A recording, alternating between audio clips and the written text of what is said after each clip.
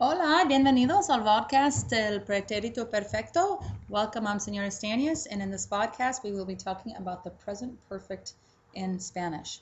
Make sure you have your grammar packet with you, that you're pausing as needed, writing down examples, questions, and any other notes that you feel you need to be successful.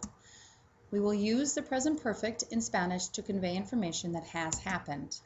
You will need to be able to identify and use the correct past participle when you form the present perfect in Spanish. We need to remember that the present perfect is a compound tense that uses the past participle. We use the present perfect to talk about what someone has done in Spanish.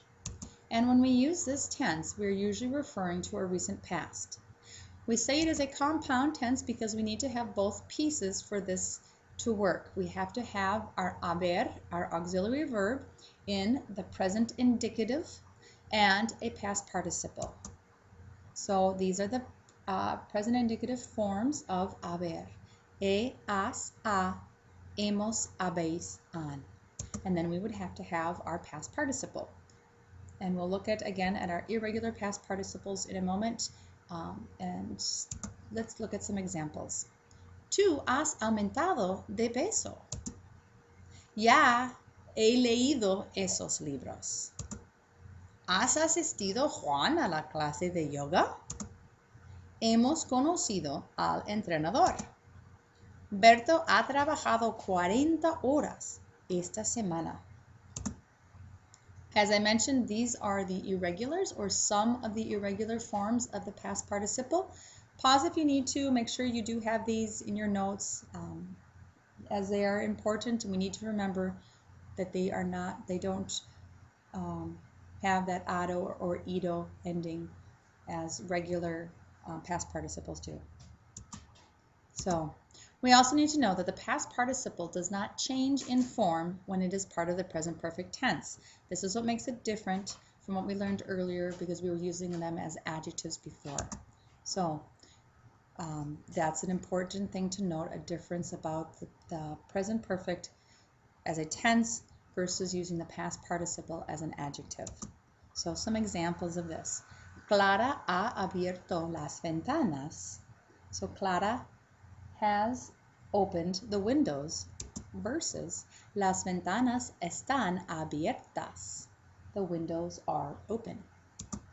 Yo he cerrado la puerta del gimnasio.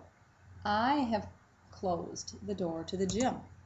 La puerta del gimnasio está cerrada. The door to the gym is closed. We need to look at word order when we're looking at the past participles and the present perfect in Spanish versus English. In English, the auxiliary verb and the past participle can often be separated and often are, and it's perfectly fine. However, in Spanish, the haber and the past participle, these two elements, cannot be separated by any word, none whatsoever. So some examples. Siempre hemos vivido en Bolivia. And in English, we've always lived in Bolivia. Usted nunca ha venido a mi oficina. You have never come to my office in English. Un poco más del word order, que es muy importante. The word no, or, and, any object or reflexive pronoun have to be placed before haber, before our auxiliary verb.